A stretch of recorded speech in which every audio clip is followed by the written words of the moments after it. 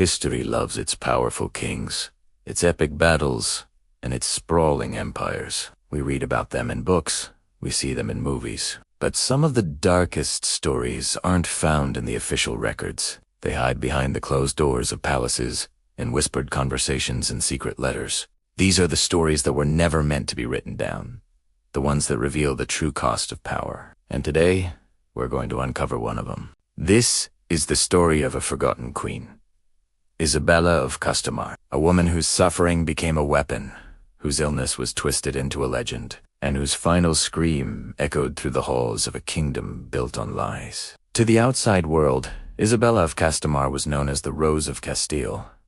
She was celebrated for her stunning beauty, her sharp mind, and her serene, calm presence at court. When she appeared in public, she was the perfect Queen, composed, and always in control. But behind that carefully constructed image was a woman living a life she never asked for. Her marriage to the king was a political arrangement, a transaction to secure alliances and borders. Her duties were heavy, a constant performance under the watchful eyes of ambitious nobles and foreign spies. In the treacherous world of the royal court, her allies were few and her enemies were many. And then, her health began to fail. At first, it was subtle, a lingering fatigue, a pallor to her skin that even the finest silks couldn't hide. The queen, who once glided through the palace halls, now moved with a quiet wariness. The court physicians were summoned, offering remedies and reassurances, but nothing seemed to work. Her condition worsened. The palace that had once celebrated her elegance and charm slowly began to turn against her. The whispers started. Courtiers who once bowed to her now exchanged knowing glances as she passed. The air grew thick with suspicion and rumor. Was it a curse? A poison? Or was it something far more sinister? What happened next is where history blurs with horror. Isabella's tragedy was seized upon by her enemies and spun into something monstrous. They twisted her very real suffering into a grotesque tale of decay and damnation. The stories they spread were designed to shock, to terrify, and to undermine her husband's reign. They claimed that the queen's body was rotting from within while she was still alive. They whispered that her flesh was turning black, that sores covered her skin, and that a foul stench followed her wherever she went. The rumors became more and more dramatic with every retelling. These dark tales spread like wildfire across Spain and beyond. It was said that insects crawled from her wounds, that she couldn't bear the touch of sunlight, and that she was confined to the darkest chambers of the palace. The most enduring and horrifying part of the legend was the sound of her screams. People claimed that her nights were filled with endless, agonizing screams that could be heard throughout the castle and even in the village below.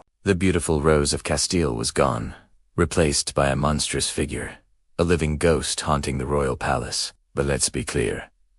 This was a legend, a carefully crafted piece of political propaganda. Behind the cruel myths and the terrifying stories was a real woman facing a very real and tragic crisis. This is the story of Isabella, not the monster of the rumors, but the human being trapped behind them. The truth, as far as we can piece it together, is that Isabella likely suffered from a severe, and at the time, misunderstood medical condition. Modern historians have speculated on everything from a rare skin disease to systemic lupus or even a form of cancer. In an era without modern medicine, her symptoms would have been frightening and baffling. Her physical decline was real. The pain was real. But the stories of her body rotting and insects appearing were cruel fabrications. The queen's illness became political ammunition. Her husband's rivals saw an opportunity. A weak, sick queen implied a weak, cursed king. If the king couldn't even protect his own wife from such a horrifying fate, how could he possibly protect the kingdom? Every exaggerated detail of her suffering was another blow against his authority. The more monstrous Isabella appeared, the more unstable his throne became. Imagine her isolation, confined to her chambers, not just by her illness, but by the shame and fear it generated. Her husband, the king, was caught in an impossible position. Visiting her would fuel the rumors of a cursed royal family. Staying away would be seen as heartless and cruel. The court, once a place of music and celebration, became a nest of vipers. The few ladies-in-waiting who remained loyal to her were ostracized. The doctors who couldn't cure her were dismissed as incompetent, or worse, accused of being part of a conspiracy.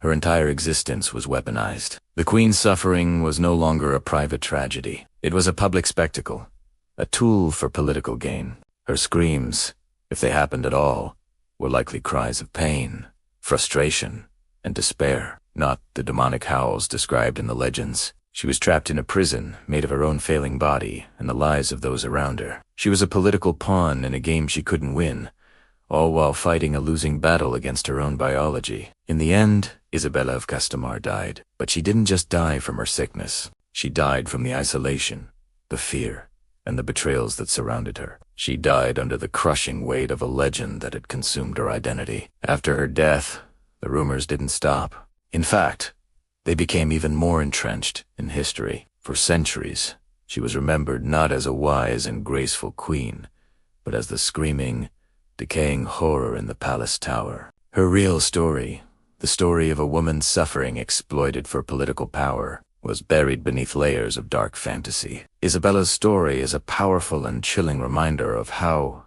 easily history can be manipulated. It shows us how the personal tragedies of powerful figures, especially women, can be twisted into tools of propaganda. The whispers in the dark corners of the palace proved to be more powerful than any official decree. They erased a woman and replaced her with a monster. Her name was Isabella of Castamar. She was a queen, a wife, and a human being who deserved compassion but received condemnation. Her story is a testament to the quiet, hidden cruelties that often lie just beneath the surface of the grand tapestries of history. Thank you for joining me on this journey into one of history's forgotten tragedies. It asks stories like these that remind us to always look beyond the official narrative and question the legends we've been told. If you found this story compelling, make sure to like, subscribe, and hit the notification bell so you won't miss our next dive into the hidden corners of the past. See you next time. To understand the tragic fall of Isabella of Castamar, we have to travel back in time, back to Spain in the late 1500s, a golden age on the surface, but a kingdom rotting from within. This was a world built on three pillars: religion, power, and fear. Imagine living in a place where every word you speak, every decision you make, is scrutinized by the ever-watchful eyes of the church. Spies lurked in every shadow, collecting whispers and rumors that could build fortunes or destroy lives. Noble families, draped in silks and jewels, waged silent wars against each other, all fighting for a sliver of influence, a moment of the king's favor. At the very heart of this treacherous web sat King Fernando II of Castamar, Isabella's husband. Fernando was a ruler of immense power, his authority unquestioned. But his heart was as cold as the stone walls of his castle. He was a pragmatist, a man who believed that alliances, not affection, were the glue that held a kingdom together. For him, love was a weakness, a luxury he couldn't afford. Marriage was simply a political tool, a transaction to secure power and silence his enemies. This is the world Isabella was thrust into. Born into a minor noble house, her family was respectable but far from the center of power. Her elevation to queen wasn't a fairy tale romance. It was a calculated move by King Fernando. Marrying her wasn't about love. It was about neutralizing rival factions who were vying for the throne's influence. By choosing a bride from a lesser house, he avoided empowering any of his major rivals. Isabella was a pawn in his grand political chess game. For women in this era, life was a gilded cage, especially for royal women. Their futures were not their own. A queen's value wasn't measured by her intelligence, her kindness, or her character. It was measured by three simple things: her obedience to her husband, her silence in matters of state, and above all, her ability to produce a healthy male heir. To fail in any of these duties was to expose a fatal vulnerability. And in a court full of ambitious nobles, enemies were like wolves, circling, just waiting for a moment of weakness to strike. Life inside the royal palace was a dizzying paradox. Isabella lived in two completely different worlds that existed side by side. The first was the world of public ceremony. It was a dazzling spectacle of luxurious banquets, glittering jewels, and golden tapestries. Courtiers exchanged polite words and elegant bows, but their smiles were masks, and their pleasantries were hollow. It was a performance, and everyone knew their part. The second world was the real one. It was the world of silent, undeclared wars fought in the corridors and chambers of the palace. Here, servants weren't just cleaners and cooks. They were informants, trading secrets for a few extra coins. The king's advisors, the most powerful men in the kingdom, were constantly plotting their next move, shifting their loyalties like the wind. Nobles would bend the knee and declare their undying loyalty to the king's face, all while secretly praying for his downfall so they could seize more power for themselves. Adding to this constant tension was the primitive state of the world itself. Medicine was a realm of guesswork and superstition. Illness wasn't seen as a biological problem. It was often viewed as a sign of sin, a punishment from God, or even the result of a curse. When a Harankan woman fell ill, her ailments were rarely understood. Physicians, almost exclusively men, relied on ancient texts, crude herbal remedies, and fervent prayers. A fever, a pain, a complication, and pregnancies were mysteries that doctors approached with a mixture of arrogance and ignorance. So when a queen got sick, the court didn't gather out of genuine concern. They watched with a morbid curiosity. Her illness became a public spectacle. Would she recover? Would she die? Would her inability to perform her duties create a power vacuum? Her suffering was just another chapter in the ongoing court drama. This was the dangerous, suffocating environment Isabella had to navigate every single day. She was surrounded by the king's cold indifference and the court's predatory ambition. Yet, she did more than just survive. For a time, she thrived. She learned the unspoken rules of court politics. She became a master at reading people, at understanding the hidden meanings behind their words. She carefully built alliances with those she could trust, however few they were. She clung to her dignity like a shield, presenting a flawless, serene image to the world, never letting them see the fear or the loneliness she must have felt. She managed the impossible.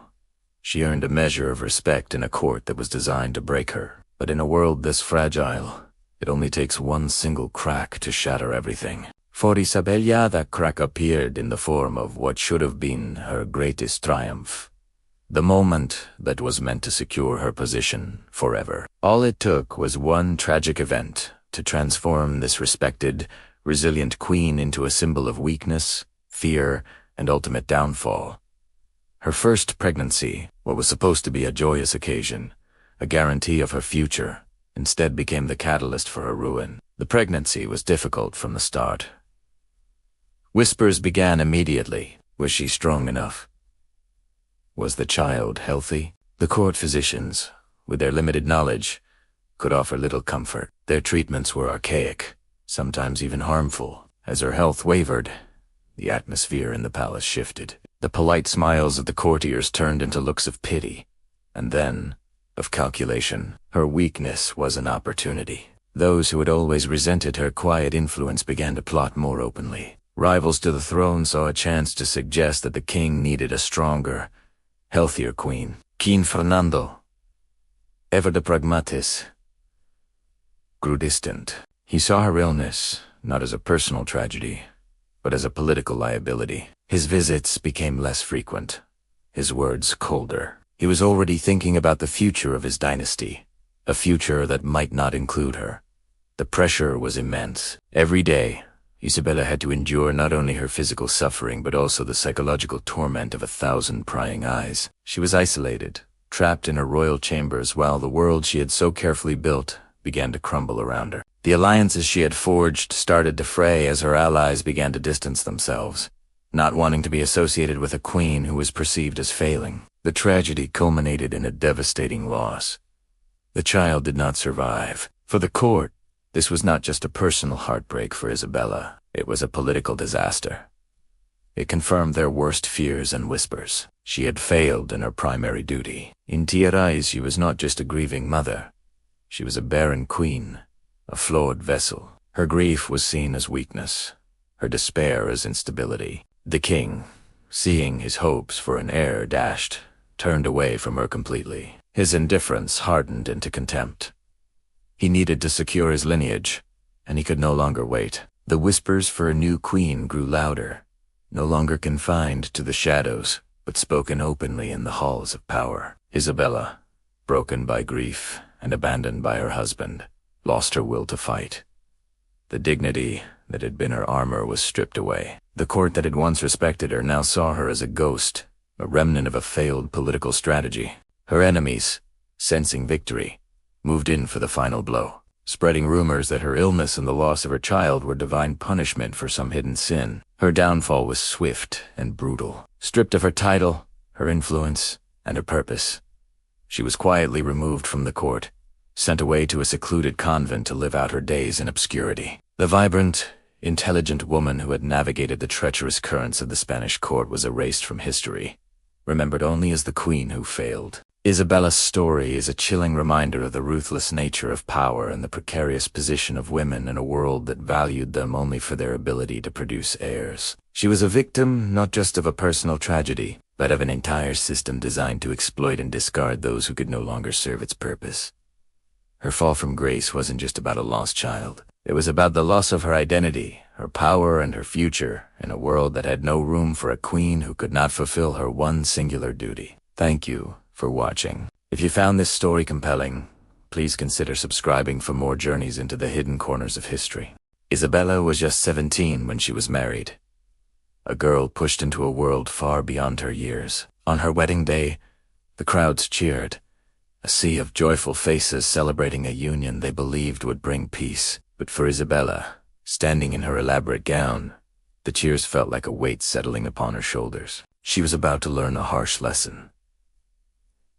Her marriage was not a fairy tale, but a cold, calculated political arrangement designed to unite two powerful, warring factions. Her husband, King Fernando, was a man carved from stone. He was stern, unyieldingly proud, and as emotionally distant as a mountain peak. He acknowledged her intelligence, yes, but he never offered a single drop of affection. Their marriage was a contract, formal and sterile, utterly devoid of romance. Their dinners together were suffocatingly silent affairs. When they did speak, their conversations were like chess matches, strategic and cautious, never warm or personal. Even their most private moments, the ones that should have been filled with tenderness, were instead thick with an unspoken tension. The royal court, with its ever-watchful eyes, noticed the king's icy distance. Whispers spread like wildfire through the marble halls. Some court gossips were certain the marriage was doomed from the start. Others, the hopeless romantics, believed that Isabella, with her youth and grace, could eventually melt the king's frozen heart. But the truth was far simpler and far more brutal. King Fernando loved power more than he could ever love a person. Despite the coldness of her new life, Isabella was determined to fulfill her duty. She threw herself into her role as queen, approaching it with a quiet, steely grace. She became a student of diplomacy, learning to navigate the treacherous waters of international politics. She managed grand court events with an effortless elegance, and became a master at soothing the fiery conflicts that constantly erupted between the proud and petty nobles. To the people of Spain, a nation simmering with unrest, she became a symbol of calm and stability. And slowly, but surely, the people grew to love their young queen. They saw in her a strength and compassion that was absent in their king. But while love for Isabella blossomed outside the palace walls, inside, a garden of envy and resentment was beginning to grow. Lady Marquez, the king's longtime favorite and mystery, despised Isabella with a burning passion. She saw the young queen not as a rival for the king's heart she knew that was a lost, but as a thief who had stolen the court's attention and her own influence. Lord Belcassar, a powerful and ambitious noble, feared Isabella's sharp intellect. He saw her as a threat to his own plans, a clever player who could not be easily manipulated. Even some of the servants, who had watched Isabella rise from the ranks of minor nobility to the throne, resented her swift ascent. They saw her as an upstart, undeserving of her position. Yet through it all, Isabella remained strong, her resolve unbroken. She held her head high, navigating the viper's nest of the court with a poise that infuriated her enemies. She endured the whispers, the cold shoulders, the subtle acts of sabotage. She focused on her duties, on her people, and on the future of the kingdom. She was a fortress of one. That is, until the day her world was irrevocably shaken. The day she learned she was pregnant. The news sent a wave of thrilling excitement across the entire kingdom of future heir. The promise of stability, of a continued dynasty, was the best news the nation could have hoped for. But for Isabella, the public joy was a stark contrast to the private terror that gripped her heart. Her happiness was tangled with a deep, chilling fear. She had grown up hearing the grim stories whispered among the women of the court, stories of queens and noble ladies who had lost their lives in the birthing bed, stories of raging fevers, of untreatable infections, of fatal negligence from physicians who were more concerned with court politics than a woman's life. Isabella understood with terrifying clarity that she was carrying more than just a child. She was carrying the destiny of the entire kingdom. And as the months passed and her body changed, a cold premonition settled over her. She was right to be afraid. The greatest danger she had ever faced wasn't a political enemy or a jealous rival. It was waiting for her in the birthing room. A trial of blood and pain that would decide not only her fate, but the future of Spain itself. Have you ever wondered what it was really like for a queen to give birth in a time before modern medicine? We imagine joyous celebrations and a kingdom united in happiness. But the reality for many royal women was a terrifying ordeal, filled with pain, ignorance, and unimaginable pressure. Today, we're uncovering the harrowing true story of Queen Isabella, a story that peels back the gilded layers of royalty to reveal a brutal and heartbreaking truth. Isabella's pregnancy began just as you'd expect, with an explosion of excitement. The entire court was electric. Gifts and well-wishes poured in from foreign lands, and across the kingdom, people offered prayers for the future heir. From the outside, it was a fairy tale.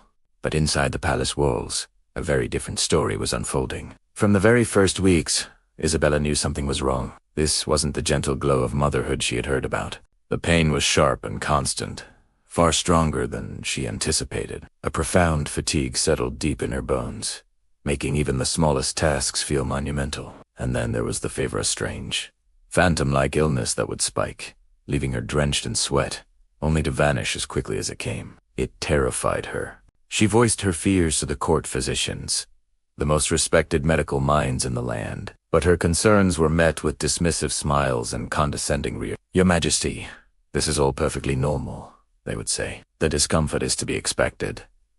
They reminded her of her duty, that queens were symbols of strength, expected to endure hardship without a single complaint. The pressure was immense. She was pushed to attend public ceremonies, to stand for hours, to wave at the adoring crowds. Isabella learned to wear a mask. She forced a smile while her body screamed in protest, growing weaker with each passing day. It was a performance, and the cost was her health. By the 8th month, the performance was becoming impossible to maintain. Isabella's condition had deteriorated alarmingly. Walking from her bed to a chair required the support of 2 ladies. Her nights became a blur of agonizing pain, robbing her of sleep and sanity. The king, once so attentive, grew distant. He was a man obsessed with image and power, and the sight of his ailing wife was an uncomfortable reminder of weakness. Instead of visiting her chamber, he relied on filtered reports from his advisors, who always painted a rosier picture than reality. He chose ignorance over empathy, prioritizing the appearance of a strong monarchy over the well-being of his own wife. Isabella was more isolated than ever, trapped in her own body and in a palace that refused to see her suffering. Then came the day of the birth. It was not the swift, triumphant event the kingdom had been promised. It was a long, excruciating, and perilous ordeal. The birthing chamber, intended to be a place of new life, became a scene of rising panic. Midwives, experienced as they were, struggled against complications they didn't understand. The physicians, who had been so confident, now paced nervously, their faces pale with fear. Whispers began to snake through the palace corridors. Something was terribly wrong with the queen. After what felt like an eternity of torment, the child was finally delivered a small, fragile baby boy. As the weak cry of the newborn prince echoed through the room, Isabella collapsed, her body utterly spent. The kingdom erupted in celebration. Bells rang, cannons fired, and wine flowed in the streets. A new heir was born, but amidst the joyous chaos, no one seemed to notice the queen. No one paid attention to her deathly pale face, her trembling hands, or the dangerous heat of the fever that was already beginning to rise within her. Isabella had done her duty, and now she was forgotten. To understand what happened next, We have to step into the grim reality of childbirth in this era. The concept of hygiene was completely alien. Sanitation as we know it simply did not exist. The tools used by the midwives and physicians were often wiped on a cloth and then reused on the next patient, carrying with them a deadly cargo of invisible bacteria. The birthing chamber itself, kept warm and sealed against drafts, was a perfect breeding ground for infection. The air was thick with germs, and every surface was a potential source of contamination. It was into this environment that Isabella was brought, her body torn and vulnerable after the traumatic birth. She was a perfect target for the unseen enemies lurking in the room. Within days, the inevitable happened. Isabella developed a severe postpartum infection, what was then vaguely known as childbed fever. At first, the symptoms were dismissed as the normal aftermath of childbirth. The fever, the weakness, the persistent pain weren't these to be expected. The physicians prescribed useless remedies and assured the court that the queen simply needed rest. But the infection was not resting. It was multiplying, spreading aggressively through her system. Her abdomen began to swell, tight and painful to the touch. The wounds from the birth, instead of healing, became inflamed and wept. The simple act of standing up would cause her to faint, her vision turning to black. She was dying, and no one knew why. But Isabella's suffering was not met with compassion. It was met with pressure. The court, blind to the medical crisis unfolding before them, saw only a queen failing in her duties. "You must attend the court session," a council member would insist. "The people need to see you," another would urge, pushing her to appear on the palace balcony. The message was clear and cruel. A queen must not appear weak. Your pain is an inconvenience to the state. But her rapidly declining health could not be hidden forever. Her constant absence and sickly appearance began to fuel a different kind of fire rumors. Vicious whispers started to circulate. Some said the queen was cursed, that a witch had cast a spell on her during the birth. Others, more pious and judgmental, suggested she was hiding a secret, terrible sin, and her illness was divine punishment. Her political enemies seized the opportunity, spreading whispers that Isabella's sickness was a sign from God that her husband's reign was illegitimate. The truth, of course, was far simpler and infinitely more tragic. Isabella was dying from a bacterial infection that no one in her world had the knowledge to diagnose, let alone treat, and the very people sworn to protect her were about to use her suffering as a political weapon. Her illness was no longer just a personal tragedy. It was becoming a public spectacle, a tool for power and intrigue.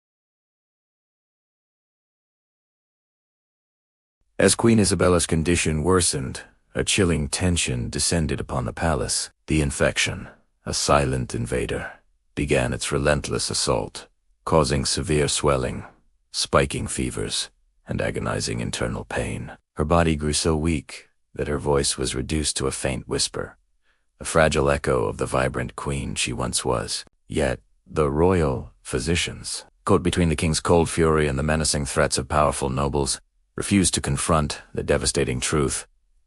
They had failed. Their treatments were useless, and the queen was dying under their care. Rather than admit their failure, they deflected, weaving a tapestry of excuses rooted in fear and superstition. They declared she was afflicted by an evil humor, a vague and terrifying medieval catch-all for any unexplained illness. The more pious courtiers whispered that she must have angered a saint, her suffering a divine punishment for some unknown sin. Others, ever watchful for political rivals, pointed fingers at a noblewoman from a competing house, accusing her of casting a wicked curse upon the queen. The church, seeing an opportunity to assert its power, proclaimed the sickness a judgment from God himself. Fear, like the infection itself, spread through the palace corridors, poisoning the minds of all who resided there. Servants, terrified of catching the mysterious ailment or being touched by the supposed curse, refused to enter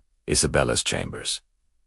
The king's advisors, usually so eager to offer their counsel, now fell silent whenever her health was mentioned, avoiding the topic as if speaking it aloud would make them the next victim. Midweebs, who had attended her during childbirth, huddled in corners, whispering the cruelest diagnosis of all, that the queen's womb was spoiled.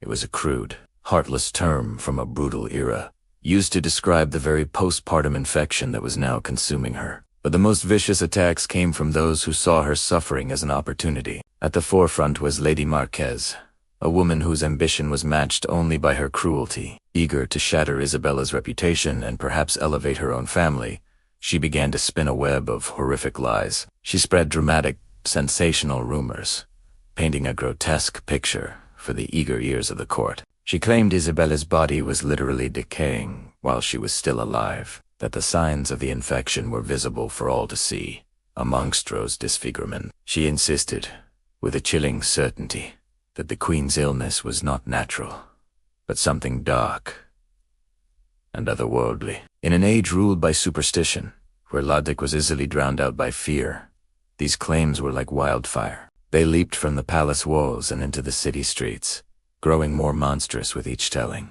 The common folk, far from the reality of the queen's sick room, began to whisper their own terrifying They said her illness was so severe that insects were crawling from her wounds. They swore the putrid smell of decay was so strong it filled the entire palace. They recounted tales of her nightly screams, convinced the infection was a living entity, devouring her from the inside out.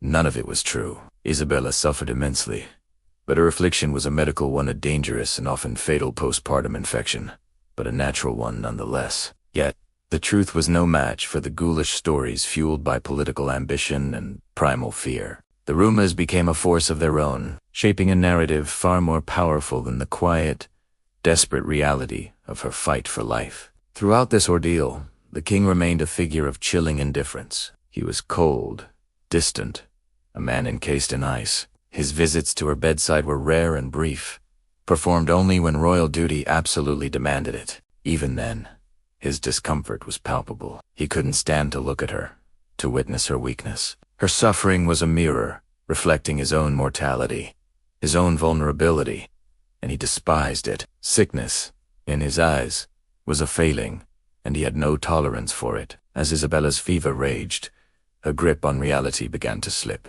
Her mind, clouded by pain and illness, drifted into the terrifying realm of hallucination. She would speak of shadows dancing in the corners of her room, of disembodied voices whispering from behind the heavy curtains. She called out for her mother, long dead, believing she was standing just out of sight, calling her home. She was lost in a fever dream, her mind a battleground as her body fought for survival. But even this private torment was not safe from her enemies. They seized upon her delirium, twisting her fevered words into more ammunition for their malicious campaign. "She is going mad," they whispered with feigned concern. "The curse is taking her mind. She is becoming something unnatural," they hissed, cementing the monstrous image they had so carefully constructed. But they were wrong. Isabella wasn't a monster, a cursed soul, or a mad woman. She was simply a woman, a mother, and a queen fighting for her life. She was fighting a deadly infection, but she was also fighting a court that had abandoned her, a husband who despised her weakness, and a world that preferred terrifying fiction over the tragic truth. She was a woman fighting for her last breath, surrounded by people who cared more for power than they ever did for her. Thank you for watching. If you found this story compelling, please like this video and subscribe to our channel for more hidden histories. Hey everybody, welcome back to the channel. Today, we're diving into a story that shows just how powerful and destructive rumors can be. It's a tale set within the gilded walls of a palace, where whispers proved more potent than any poison. Imagine a palace, not as a building of stone and wood, but as a living, breathing creature. And during Queen Isabella's illness, this creature was sick. It breathed rumors, fed on fear, and spread stories faster than any plague could ever travel. The official word from the top was silence. Servants were strictly forbidden from speaking about the queen's condition. But we all know what happens when you try to suppress information, right? It doesn't disappear. It just goes underground, where it mutates and grows stronger. This forced silence became a breeding ground for the most wild speculation. Every little detail became a piece of a much larger, much darker puzzle. A faint groan heard from the queen's chamber. A physician rushing down a hallway with a panicked look on his face. An extra visit from the clergy. Each of these was a spark, and the dry tinder of gossip was everywhere. The palace staff, living in a constant state of anxiety, started to fill in the blanks themselves, and their imaginations ran wild. Soon, the stories became more and more dramatic. Some servants swore they had seen the queen crying tears of blood. Others, whispering in shadowed corners, were convinced that the king was secretly overjoyed at his wife's decline. Why? Because, they said, he was desperate to marry the beautiful Lady Marquez. The rumors weren't just about the queen's health or the king's heart. They began to attack Isabella's character directly. A few even started accusing the queen herself of practicing witchcraft, claiming she had brought this terrible sickness upon herself through dark magic. Think about the atmosphere in that palace. It's a pressure cooker of fear, ambition, and superstition. Every glance is analyzed. Every closed door hides a potential conspiracy. The truth was lost almost immediately, buried under layers upon layers of hearsay. What started as genuine concern among the staff quickly twisted into a blame game, a morbid form of entertainment, and a way to make sense of a situation that was completely out of their control. The queen, isolated in her sickbed, was no longer a person. She was a character in a story being written by hundreds of different authors, each adding their own dark twist. And of course walls, even palace walls, can't contain whispers for long. These rumors, born in the hushed corridors of power, soon escaped and spilled out onto the streets of the capital, Castamar.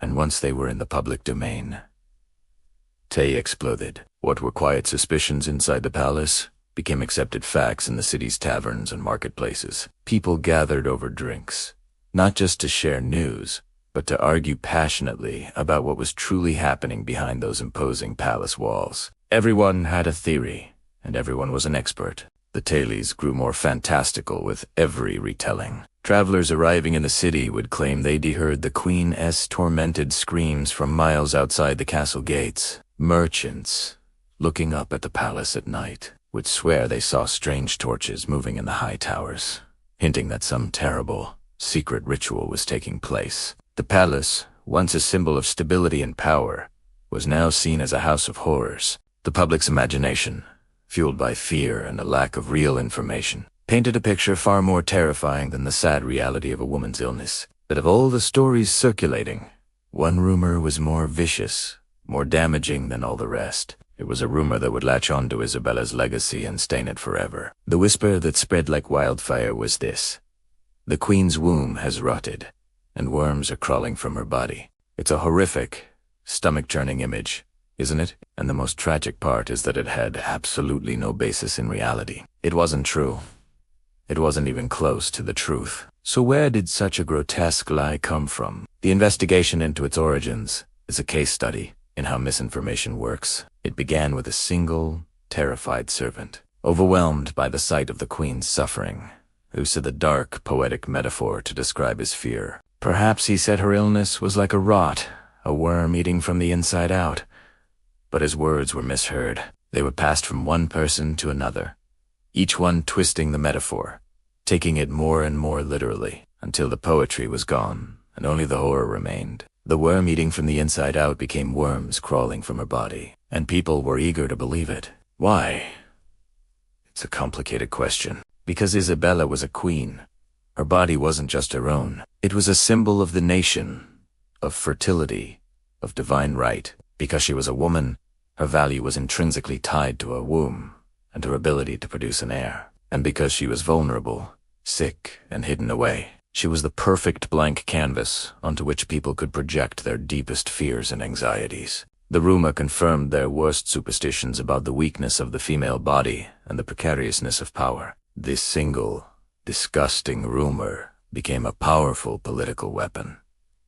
Enemies of the crown seized upon it immediately. They used it to weaken the king's authority, suggesting that his wife's unclean state was a reflection on him. Rival political factions at court began to spin the story as a sign from above. They claimed Isabella's illness was divine punishment, proof that King Fernando had lost God's favor and was no longer fit to rule. The scandal grew so massive, so out of control, that the king could no longer ignore it. Finally, he was forced to issue a public statement. He stood before his people and denied all the rumors, insisting that the queen was simply suffering from exhaustion.